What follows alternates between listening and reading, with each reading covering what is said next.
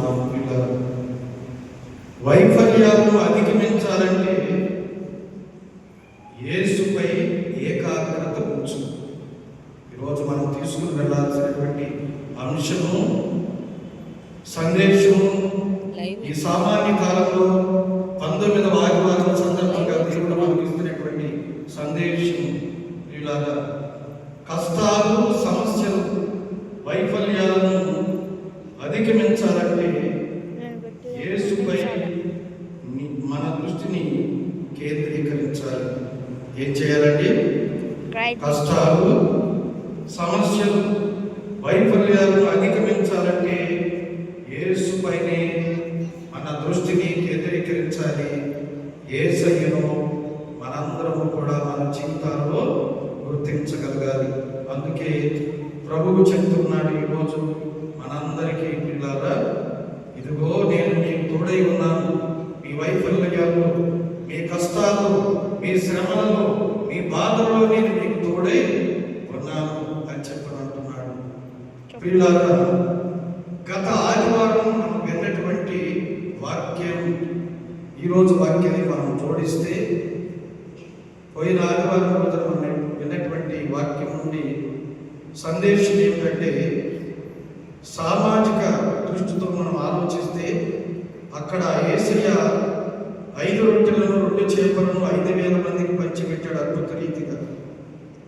మరి అక్కడ ఒక చిన్న పిల్లవాడు అందరి నిమిత్తము వాటిని అందజేస్తూ ఉన్నాడు. అలాగే మనం కూడా మన జీవితాలలో క్రైస్తవ విలువలను పుడిపుచ్చుకున్నటువంటి మనందరము కూడా క్రీస్తు ప్రభువును పోలి త్యాగపూరితమైన జీవితాలు, అంటే మన జీవితాల్లో కష్టాలు వచ్చినా, నష్టాలు ఎదురైనా, బాధలు ఉన్నా, వైఫల్యాలను మనం చూసినా కానీ వీటన్నిటిని మనం అధిగమించి క్రీస్తు ప్రభువును పోలి జీవించాలి అని అన్నారు.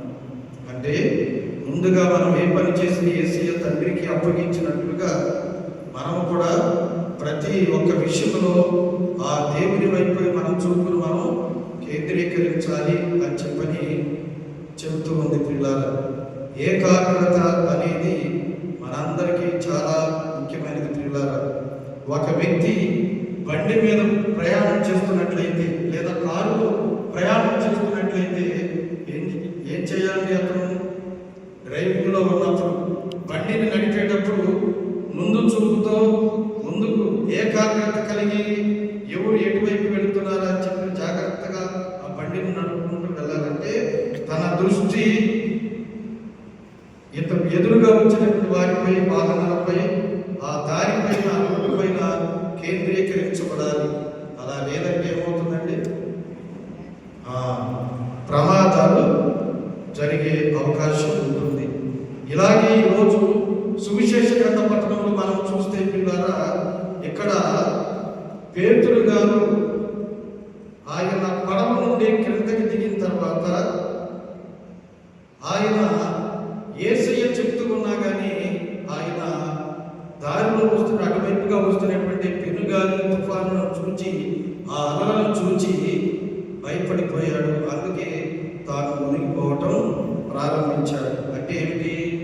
పెను తుఫాను వచ్చినప్పుడు ప్రభువును అతను గుర్తించను మరి విఫలం చెందాడు. పిల్లలు, అలాగే మన బైబిల్ గ్రంథంలో చాలా చోట్ల మనం చూస్తే ఇలాగ ప్రభువును గుర్తించడం విఫలమైనటువంటి వారు చాలా మంది ఉన్నారు. పిల్లలు, ఎవరు వారు అని చెప్పనంటే, పిల్లల ముఖ్యంగా మగ్దలేన మరియమ్మ యేసు ప్రభు ఆయన మరణించిన తర్వాత సమాధి చేయబడినప్పుడు ఆదివారం తెల్లవారుజామున వచ్చి తెల్లవారు ముందే ఆమె సమాధి దగ్గరికి వచ్చింది.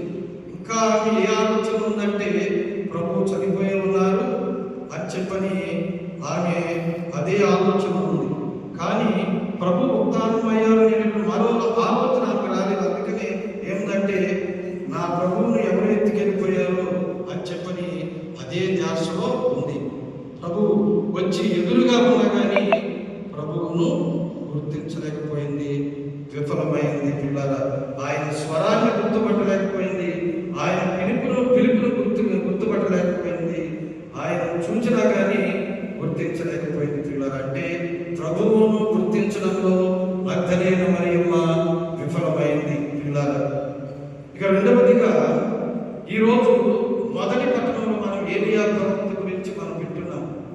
ఏలియా ప్రవక్త కూడా దేవుణ్ణి గుర్తించడంలో విఫలమయ్యాడు. పిల్లలారా, ఎలాగనంటే ఆయన కార్మేలు కొండ నుండి పారిపోయి వచ్చిన తర్వాత అక్కడ జరిగినటువంటి అద్భుతం చూసినటువంటి ఈ జెజబెలు రాణి, అక్కడ 450 మంది ప్రవక్తలు మరణించడం, ఈ ఏలియా ప్రార్థన ద్వారా వాళ్ళందరూ మరి హతమార్చబడటం, ఇవన్నీ కూడా చూసినటువంటి జెజబెలు రాణి ఏలియా ప్రవక్త పైన కక్ష కట్టింది. అతను ఏ విధమైన ఎలాగైనా సరే చంపాలని కంకణం కట్టుకుంది. అప్పుడు ఏలియా తన ప్రాణాలను కాపాడుకోవడానికి ఆయన బయలుదేరి వెళతాడు. ఆయన అలాగా ప్రయాణం చేసి చేసి ఓరేపు పర్వతానికి చేరుకుంటాడు. అప్పుడు అనుకుంటాడు, ఏలియా ఏమనుకుంటాడంటే తన ఆలోచనలోనే ఉంటాడు. ఏమని అనుకుంటాడు? దేవుడు నాకు శత్రువులు ఉన్నారు కనుక, నన్ను శత్రువులు వెంటాడుతున్నారు కనుక దేవుడు ఆయన తప్పకుండా నాకు న్యాయం చేస్తాడు అని చెప్పని తన రీతిలో తానుగా ఆలోచిస్తున్నాడు. నా తరపున ఆయన శత్రువులను మట్టి పెడతాడు అని చెప్పని అనుకున్నాడు. అంటే ఏ విధముగానంటే పూర్వం ప్రజలందరూ కూడా నమ్మినది ఏమిటంటే యెహోవా దేవుడు అంటే సైన్యములకు అధిపతి, ఆయన యుద్ధములు చేసి ఆ యుద్ధములలో విజయాన్ని పొందింపచేసేవాడు అని చెప్పని అందరికీ తెలిసిన విషయం. పిల్లలు, అదే విధముగా మరి ఏలియా అదే త్రోవలో ఆలోచిస్తున్నాడు. అప్పుడు అక్కడ పెద్ద గాలి వచ్చింది. పెనుగాలి వచ్చినప్పుడు ఆయన అనుకున్నాడు, ఈ పెనుగాలి ద్వారా నా శత్రువును మట్టి పెడతాడు అని అనుకున్నాడు. రెండవదిగా భూకంపం వచ్చింది. భూకంపం వచ్చినప్పుడు భూమి అంతా కూడా విచ్చుకున్నప్పుడు అక్కడ భూకంపంలో వాళ్ళందరినీ కూడా ఆయన మట్టి పెడతాడు అని చెప్పని అనుకున్నాడు. మూడవదిగా అగ్నిని చూచాడు. ఆ అగ్నిలో వాళ్ళను హతమారుస్తాడు అని చెప్పని వాళ్ళకు గుణపాఠం నేర్పుతాడు అని చెప్పని అనుకున్నాడు. కానీ వీటి ద్వారా ఎందులో కూడా దేవుని ఆయన అనుకున్న రీతికి ఏది కూడా అక్కడ జరగలేదు. చివరికి ఒక మృదువైనటువంటి గాలి ద్వారా దేవుడు ఆయనతో మాట్లాడుతున్నాడు. దాని ద్వారా ఆ మృదువైనటువంటి గాలి ద్వారానే దేవుడు మరి ఆయనతో మాట్లాడి తన మనసును మారుస్తాడు. పిల్లల, పగతో ఉన్నటువంటి ఏలియా ప్రవక్త, కక్షతో ఉన్నటువంటి ఏలియా ప్రవక్త, శత్రువులను హతమార్చడం చూడాలనేటటువంటి కోరికతో ఉన్నటువంటి ఈ ఏలియా ప్రవక్త ఆలోచన అంతటినీ కూడా చల్లార్చినటువంటి గొప్ప దేవుడు యెహోవా దేవుడు. తన ఆలోచన సరళిని అంతటినీ కూడా యెహోవా దేవుడు మార్చివేసి ఏం చేస్తున్నాడు?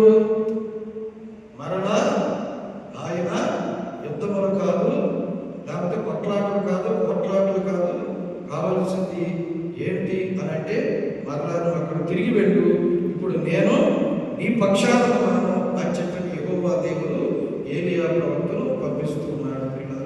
అంటే ఇక్కడ ఏలియా ప్రవక్త యెహోవా దేవుని ఆ సన్నని గాలిలో, మృదువైనటువంటి గాలిలో ఆయనను గుర్తించడం విఫలమయ్యాడు. తిన్నారు పేతురు గారు కానీ, అదేవిధంగా మగ్దలేని మరియమ్మ కానీ, ఇలాగా చాలా మంది ఇట్లాగా యేసు ప్రభువును గుర్తించడంలో విఫలమయ్యారు. మన జీవితంలో కూడా మనం ఏంటంటే మన స్వతహాగా